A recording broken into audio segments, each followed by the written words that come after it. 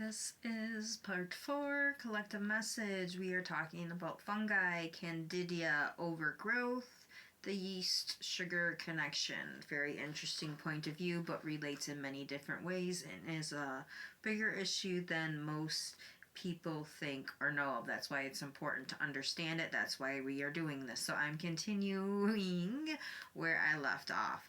So many people reach to food, video games, gambling, sex, drugs, etc. It is a need to increase dopamine, like a drive to take control of your internal drive before it controls you. Another thing that we fight with is, again, that ability to sit still in many different ways and really connect to ourselves and our thoughts and our body. So in the case of yeast overgrowth, this imbalance in our gut causes an imbalance in our brain reward system or cascade, which may end up causing us to eat the whole tub of ice cream instead of one scoop. It's a quick and easy way to trick the mind to satisfy, uplift your imbalance to give way. And sometimes they often lead to habits because we're so quick to jump to those reward systems that satisfy, and give that positive reward.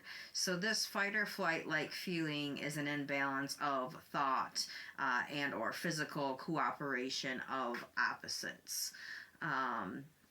Opposite thinkings. But role of yeast in a healthy gut microbiome is important, and a lot of us,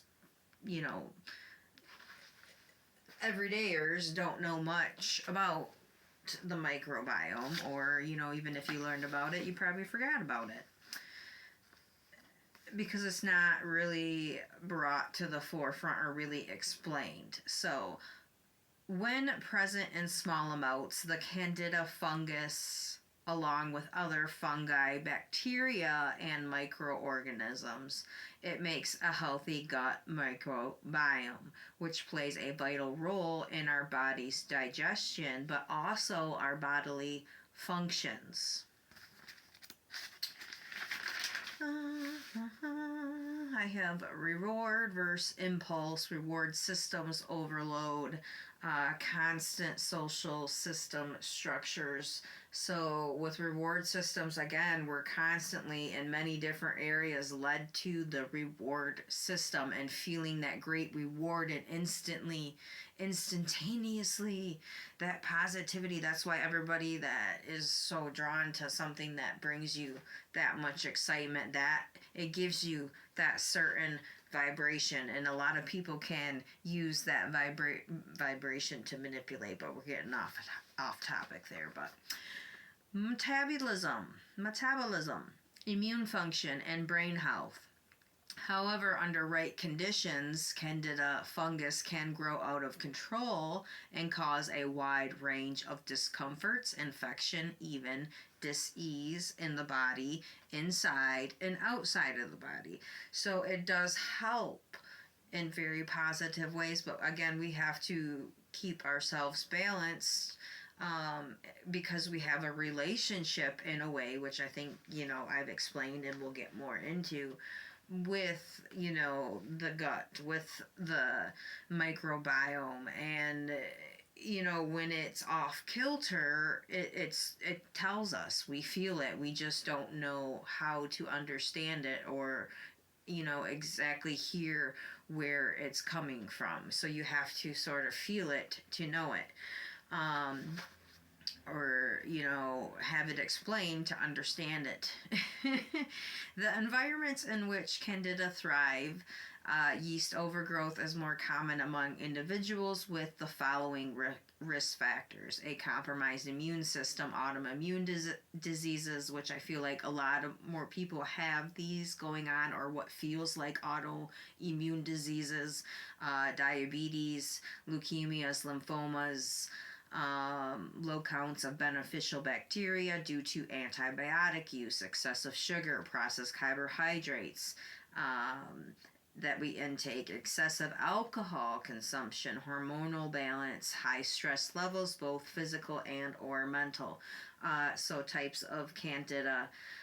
Various types of candida affect the body in specific ways. When overloaded in the body in one or many locations, in or on the body. The most common species, Candida albicans overgrowth, can lead to systematic infection via the bloodstream, creating the perfect environment for numerous disease processes to occur. Risk and reward. I just want to stop there, but risk and reward outside overgrowth can affect inside, vice versa, or intermittently. And then I have self to a slave to a parasitic process profited on. And with that, I want to add my intuitive thought of skincare. A lot of the products that we use, sometimes we use too much or not the right ones for our skin, and that causes a lot of disease and discomfort on the outside, which can be internalized or vice versa. But Candida tropicalis is noted as the second most common species and believed to be responsible for up to 30% of Candida in the bloodstream infections. So this is just information to know. Overgrowth of the species has been linked to nervous system disorders resulting in depression, anxiety, headaches, and memory loss, among other things. It is also more resistant to antifungal drugs, making it more difficult to treat. Maintaining balance is key. More natural cycles in medicine. You have one or more of the symptoms. You do not have to have them all. Signs your body may be suffering from Candida overgrowth. There are many signs your body may be suffering from Candida, including persistent, intense sugar cravings. And what happens with the Candida, it masks itself as something else, or you're going to think it's multiple other things before you take a look at this.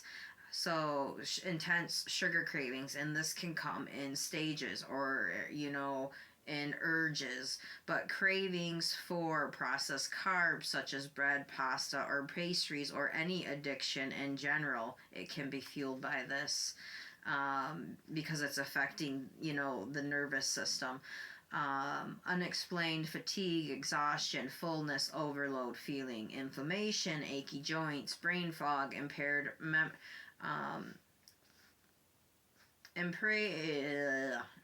memory, anxiety and or depression, mood swings and or irritability. And I feel like all of these are usually ran together. And I have fungicide and insecticide written there. So with that, I have it noted that had to think about it for a minute. These three are going to mainly affect the upper half, though, and in the gut area. And then the two I have written after this, there's more.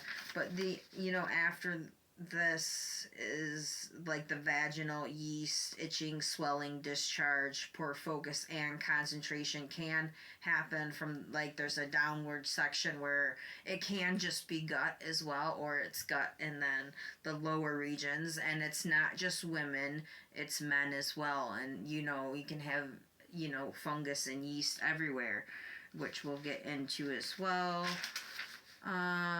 Varying degrees of how it affects mind, body, and soul, because everybody is different, varies in minor to major ways and in between. So developing new food sensitivities and intolerances, and this can change within time, and it can change over different circumstances going on within your body as well. A white coat on your tongue, oral thrush, digestive issues, gas, bloating, constipation, diarrhea. Next part.